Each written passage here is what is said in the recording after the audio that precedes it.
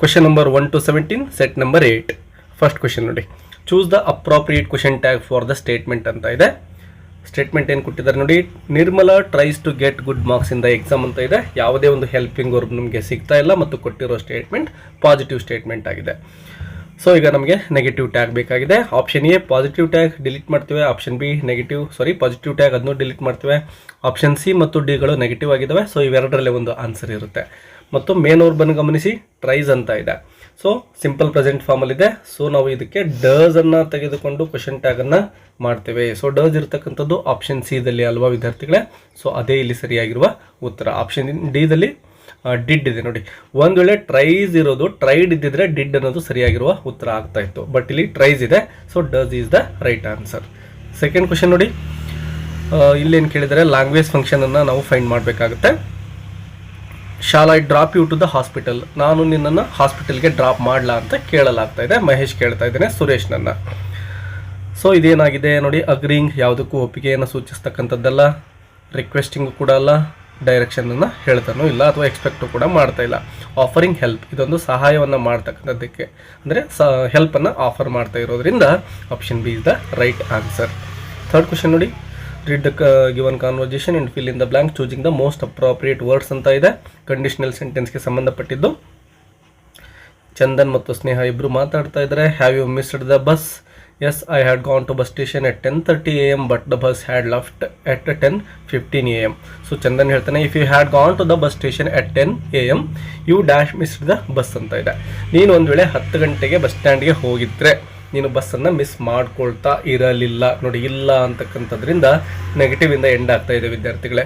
So ಈ ರೀತಿ negative ಇಂದ ಎಂಡ್ ಆಗ್ತಾ ಇದೆ ಅಂದರೆ ಏನು ಮಾಡಬೇಕು ಅಂತ ಆಲ್ರೆಡಿ ಹಿಂದಿನ ವಿಡಿಯೋಗಳಲ್ಲಿ ಹೇಳ್ಕೊಟ್ಟಿದ್ದೇನೆ.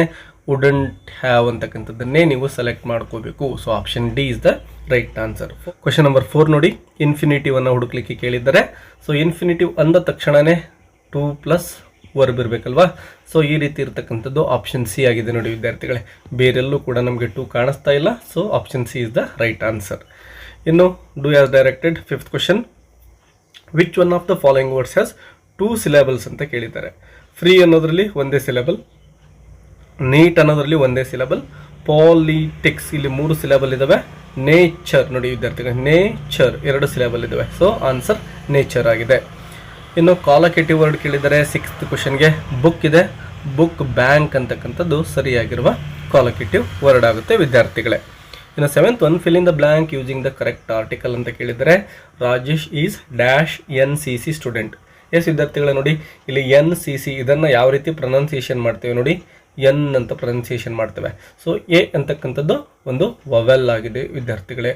ಸೊ ವವೆಲ್ ಸೌಂಡ್ ಇದ್ದರೆ ನಾವು ಆ್ಯನನ್ನು ಫಿಲ್ ಮಾಡ್ತೇವೆ. An NCC student. ನೀವು ಎನ್ನನ್ನು ನೋಡಿಕೊಂಡು ಕಾನ್ಸನೆಂಟ್ ಅನ್ಕೋಬಾರ್ದು, ಅದನ್ನು ಒಂದು ಸೌಂಡನ್ನು ನಾವು ನೋಡಬೇಕಾಗುತ್ತೆ. 8th one, fill in the blank using suitable linker ಕೇಳಿದರೆ Suresh comes to school early dash his friend doesn't. Suresh ಏನು ಮಾಡ್ತಾನೆ, ಸ್ಕೂಲ್ಗೆ ಬೇಗ ಬರ್ತಾನೆ, ಅವನ ಫ್ರೆಂಡ್ ಬೇಗ ಬರೋದಿಲ್ಲ. ಸೊ ನಾವು ಇಲ್ಲಿ ಆದರೆ ಬಟ್ ಅಂತ ಯೂಸ್ ಮಾಡಬೇಕು. Suresh comes to school early but his friend doesn't ಅಂತ. 9th one, fill in the blank using blank with appropriate preposition ಕೇಳಿದರೆ Sudha is working dash a company ಅಂತದೆ, ಇನ್ ಎ ಕಂಪನಿ ಒಂದು ಕಂಪನಿಯಲ್ಲಿ ಕೆಲಸ ಮಾಡ್ತಾ ಇದ್ದಾಳೆ ಅಂತ. 10th one, fill in the blank with appropriate tense form of the verb given in brackets ಕೇಳಿದರೆ right ಅಂತ ಇಲ್ಲಿ ಬ್ರಾಕೆಟಲ್ಲಿ ಕೊಟ್ಟಿದ್ದಾರೆ. Sneha dash short stories to the ಪಿರಿಯೋಡಿಕಲ್ಸ್ regularly ಅಂತ ಇದೆ ನೋಡಿ. ರೆಗ್ಯುಲರ್ಲಿ ಅಂದರೆ ಇದು ಪ್ರತಿನಿತ್ಯ ನಡೆಯೋ ಕೆಲಸ ಅಥವಾ ಪ್ರೆಸೆಂಟಲ್ಲಿ ನಡೀತಕ್ಕಂತಹ ಸಿಂಪಲ್ ಪ್ರೆಸೆಂಟೆನ್ಸಲ್ಲಿ ಇರ್ತಕ್ಕಂಥದ್ದು. ಈ ರೀತಿ ಇದ್ದಾಗ ನಾವು ನೋಡಿ ಸ್ನೇಹ 3rd ಪರ್ಸನ್ ಸಿಂಗ್ಯುಲರ್ ಆಗಿದೆ.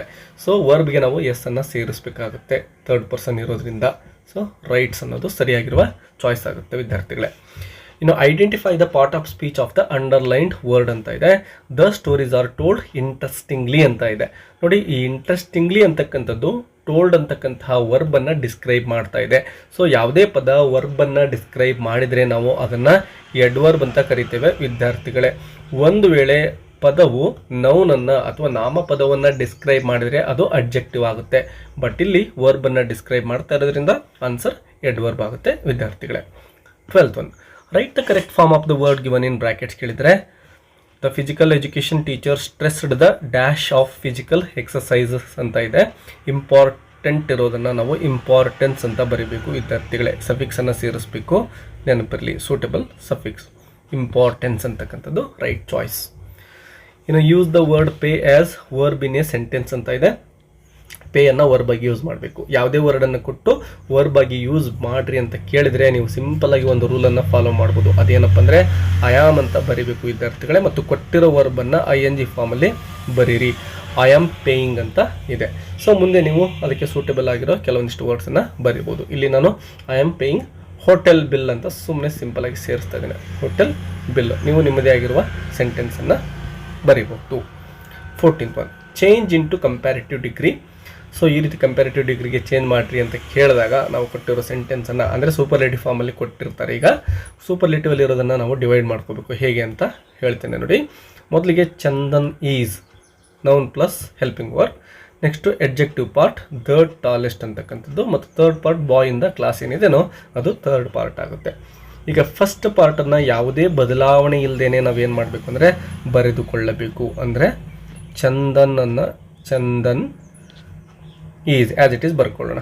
ಇನ್ನು ದ ಟಾಲೆಸ್ಟ್ ಇರೋದನ್ನು ಕಂಪ್ಯಾರಿಟಿವ್ ಫಾರ್ಮಲ್ಲಿ ಬರೆದಾಗ ಟಾಲರ್ ದ್ಯಾನ್ ಅಂತ ಆಗುತ್ತೆ ವಿದ್ಯಾರ್ಥಿಗಳೇ. ಟಾಲರ್ ದ್ಯಾನ್ ಅಂತ ಆಗುತ್ತೆ.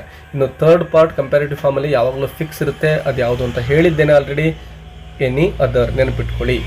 ಇನ್ನು ಫೋರ್ತ್ ಪಾರ್ಟಾಗಿ ಈ ಒಂದು ಕೊಟ್ಟಿರೋ ಸೆಂಟೆನ್ಸಲ್ಲಿ ಥರ್ಡ್ ಪಾರ್ಟ್ ಮಾಡ್ಕೊಂಡಿದ್ವಲ್ಲ, ಬಾಯ್ ಇನ್ ದ ಕ್ಲಾಸ್, ಅದನ್ನು ಆ್ಯಸ್ ಇಟ್ ಈಸ್ ಬರಿತಾ ಇದ್ದೇವೆ, ಬಾಯ್ ಇನ್ ದ ಕ್ಲಾಸ್ ಅಂತೇಳಿ. ಸೊ ಇಷ್ಟು ಬರೆದ್ರೆ ವಿದ್ಯಾರ್ಥಿಗಳೇ you will get 1 marks.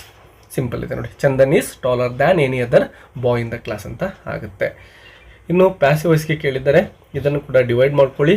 They ಅಂತಕ್ಕಂಥದ್ದು ಸಬ್ಜೆಕ್ಟ್ ಆಗುತ್ತೆ, ಆರ್ ಪರ್ಚೇಸಿಂಗ್ ಅನ್ನೋದು ವರ್ಬ್ ಪಾರ್ಟ್, ಮತ್ತು ಎ ಕಾರ್ ಅನ್ನೋದು ಆಬ್ಜೆಕ್ಟ್ ಪಾರ್ಟ್. ಪ್ಯಾಸಿವ್ ವಾಯ್ಸ್ ಅಂದ ತಕ್ಷಣವೇ ಮೊದಲಿಗೆ ಆಬ್ಜೆಕ್ಟನ್ನು ಬರ್ಕೋಬೇಕು, ಎ ಕಾರ್ ಅಂತ. ಇನ್ನು ಸೂಟಬಲ್ ಹೆಲ್ಪಿಂಗ್ ವರ್ಕ್ ನೋಡಿ, ಪ್ರೆಸೆಂಟ್ ಟೆನ್ಸಲ್ಲಿ ಇರೋದ್ರಿಂದ ಇಲ್ಲಿ ಆರ್ ನೋಡಿದ್ರೆ ಗೊತ್ತಾಗುತ್ತೆ ಪ್ರೆಸೆಂಟ್ ಕಂಟಿನ್ಯೂಸ್ ಇದು ಅಂತ. ಸೊ ಎ ಕಾರ್ಗೆ ಸೂಟಬಲ್ ಹೆಲ್ಪಿಂಗ್ ವರ್ಕ್ ಈಸ್ ಆಗುತ್ತೆ, ಮತ್ತು ಪರ್ಚೇಸಿಂಗ್ ING ಫಾರ್ಮಲ್ಲಿ ಇರೋದ್ರಿಂದ ವಿದ್ಯಾರ್ಥಿಗಳೇ ನಾವೇನು ಮಾಡಬೇಕು, ಬೀಯಿಂಗ್ ಅಂತಕ್ಕಂತಹ ಮತ್ತೊಂದು ಹೆಲ್ಪಿಂಗ್ ವರ್ಬನ್ನು ಸೇರಿಸ್ತೇವೆ. ಎ ಕಾರ್ ಈಸ್ ಬೀಯಿಂಗ್ ಅಂತಾಯಿತು, ಮತ್ತು ವರ್ಬ್ ಏನಿದೆನೋ ಅದನ್ನು V3 ಫಾರ್ಮಲ್ಲಿ ಬರ್ಕೋಬೇಕು. ಸೊ ಪರ್ಚೇಸಿಂಗ್ ಇರೋದನ್ನು ಪರ್ಚೇಸ್ಡ್ ಅಂತ ಬರ್ಕೋಬೇಕು. A car is being purchased by ಅಂತ ಪ್ರಿಪೋಸಿಷನ್ ಸೇರಿಸ್ತೇವೆ. ದೇ ಇರೋದನ್ನು ಆಬ್ಜೆಕ್ಟ್ ಫಾರ್ಮಲ್ಲಿ ದೆಮ್ ಅಂತ ಚೇಂಜ್ ಮಾಡ್ತೇವೆ. ಸೊ ಇಷ್ಟು ಬರೆದ್ರೆ ನಿಮಗೆ 1 ಅಂಕ ಸಿಗುತ್ತೆ. A car is being purchased by them ಅಂತೇಳಿ. ಕ್ವೆಶ್ಚನ್ ನಂಬರ್ 16 ನೋಡಿ, ರಿಪೋರ್ಟೆಡ್ ಸ್ಪೀಚ್ ಮಾಡಲಿಕ್ಕೆ ಕೇಳಿದ್ದಾರೆ. ಪವಿತ್ರ ಮತ್ತು ಕುಸುಮ ಇಬ್ಬರು ಮಾತಾಡ್ತಾ ಇದ್ದಾರೆ. ಕುಸುಮ ಹೇಳ್ತಕ್ಕಂತಹ ಸೆಂಟೆನ್ಸನ್ನು ನಾವು ರಿಪೋರ್ಟೆಡ್ ಸ್ಪೀಚಲ್ಲಿ ಬರೀಬೇಕಾಗುತ್ತೆ. I am not feeling well ಅಂತ ಅವಳು ಹೇಳ್ತಾ ಇದ್ದಾಳೆ. ಕುಸುಮ ಟೋಲ್ಡ್ ಪವಿತ್ರ ಅಂತ ಆಲ್ರೆಡಿ ಕೊಟ್ಟಿದ್ದಾರೆ. ಸೊ ನಾವು ಇಲ್ಲಿ ದಟ್ ಅನ್ನು ಸೇರಿಸ್ತಾ ಇದ್ದೇವೆ. ಐ ಇರೋದು ಹುಡುಗಿ ಆಗಿರೋದ್ರಿಂದ ಶಿ ಅಂತ ಚೇಂಜ್ ಮಾಡ್ತಾ ಇದ್ದೇವೆ. Kusuma told Pavitra that she. Am ಇರೋದನ್ನು ಪಾಸ್ಟ್ ಟೆನ್ಸಲ್ಲಿ ಬರೀಬೇಕು ವಿದ್ಯಾರ್ಥಿಗಳೇ, ವಾಸ್ ಅಂತ ಆಯಿತು. ಮತ್ತು ನಾಟ್ ಫೀಲಿಂಗ್ ವೆಲ್ ಇರೋದನ್ನು ಆ್ಯಸ್ ಇಟ್ ಈಸ್ ಬರೆದುಕೊಳ್ಳಿ, ನಾಟ್ ಫೀಲಿಂಗ್ ವೆಲ್ ಅಂತೇಳಿ. So Kusuma told Pavitra that she was not feeling well ಅನ್ನೋದು ರಿಪೋರ್ಟೆಡ್ ಸ್ಪೀಚ್ ಆಗುತ್ತೆ. ಇನ್ನು ಕ್ವೆಶ್ಚನ್ ನಂಬರ್ 17 ನೋಡಿ, ಎರರ್ ಫೈಂಡಿಂಗ್ ಮಾಡಿ ಆ ಪ್ಯಾರಾಗ್ರಾಫನ್ನು ನೀವು ಸರಿಪಡಿಸಿ ಬರಿಬೇಕಾಗುತ್ತೆ. ಇಲ್ಲಿ ವರ್ಬಲ್ ಮಿಸ್ಟೇಕ್ ಮತ್ತು ಎಡ್ವರ್ಬಿಯಲ್ ಮಿಸ್ಟೇಕ್ ಕೇಳಿದರೆ, ಎಡ್ವರ್ಬಿಯಲ್ ಮಿಸ್ಟೇಕ್ ಅಂದ ತಕ್ಷಣವೇ LY ಅಂತ ನಿಮಗೆ ನೆನಪಿರಲಿ. ವರ್ಬಲ್ ಮಿಸ್ಟೇಕ್ ಅಂದರೆ ಯಾವುದೋ ಒಂದು ಪ್ರೆಸೆಂಟ್ ಅಥವಾ ಪಾಸ್ಟಲ್ಲಿ ಇರ್ತಕ್ಕಂಥ ವರ್ಬನ್ನು ನಾವು ಚೇಂಜ್ ಮಾಡಬೇಕಾಗುತ್ತೆ. ಮೊದಲಿಗೆ ವರ್ಬಲ್ ಮಿಸ್ಟೇಕ್ ನೋಡೋಣ. ನರೇಂದ್ರ ಪಾಸ್ ಅಂತ ಇದೆ ನೋಡಿ, ಇದು ವರ್ಬ್ ಆಗಿದೆ. The entrance exam in the first division. He joined ಇದೆ ನೋಡಿ, ಇದು ಪಾಸ್ಟಲ್ಲಿದೆ. ಬಟ್ ಸಡನ್ ಹಿ ಚೇಂಜ್ಡ್, ಇದು ಕೂಡ ಪಾಸ್ಟ್ ಇದೆ. ಸೊ 2 ವರ್ಬ್ಗಳು ನಮಗೆ ಪಾಸ್ಟಲ್ಲಿ ಸಿಗ್ತಾ ಇದ್ದಾವೆ. ಅಂದರೆ ಈ ಒಂದು ಈವೆಂಟ್ ಪಾಸ್ಟಲ್ಲಿ ಇರತಕ್ಕಂಥದ್ದು. ಬಟ್ ಇಲ್ಲಿ ಪಾಸ್ ಅನ್ನೋದು ಪ್ರೆಸೆಂಟ್ ಫಾರ್ಮಲ್ಲಿದೆ. ಸೊ ನಾವು ಈ ಪಾಸನ್ನು ಏನು ಮಾಡಬೇಕು ಅಂದರೆ ಪಾಸ್ಟಲ್ಲಿ ಬರೀಬೇಕಾಗುತ್ತೆ, ಪಾಸ್ಡ್ ಅಂತೇಳಿ. ಇನ್ನು ಎಡ್ವರ್ಬಿಯಲ್ ಮಿಸ್ಟೇಕ್ ನೋಡಿ, ಯಾವುದಕ್ಕೆ LY ಸೇರಿಸಬೇಕು ಅಂತ. ಇಲ್ಲಿ ಸಡನ್ ಅಂತ ಇದೆ ನೋಡಿ ವಿದ್ಯಾರ್ಥಿಗಳೇ, ಈ ಸಡನ್ಗೆ ನಾವು ಸಡನ್ಲಿ ಅಂತ ಬರೀಬೇಕು. ಸೊ ಇವೆರಡನ್ನು ಬದಲಿಸಿ ನೀವು ಪ್ಯಾರಾಗ್ರಾಫನ್ನು ಮತ್ತೊಂದು ಸರಿ ಆನ್ಸರ್ ಬುಕ್ಲೆಟಲ್ಲಿ ಬರೆಯಿರಿ ವಿದ್ಯಾರ್ಥಿಗಳೇ. ಈ ವಿಡಿಯೋ ಹೆಲ್ಪ್ಫುಲ್ ಅನಿಸಿದರೆ ಒಂದು ಲೈಕ್ ಕೊಡೋದನ್ನು ಮರಿಬೇಡಿ. ಮತ್ತೆ ಸಿಗೋಣ. Take care, keep learning. Bye ಬಾಯ್.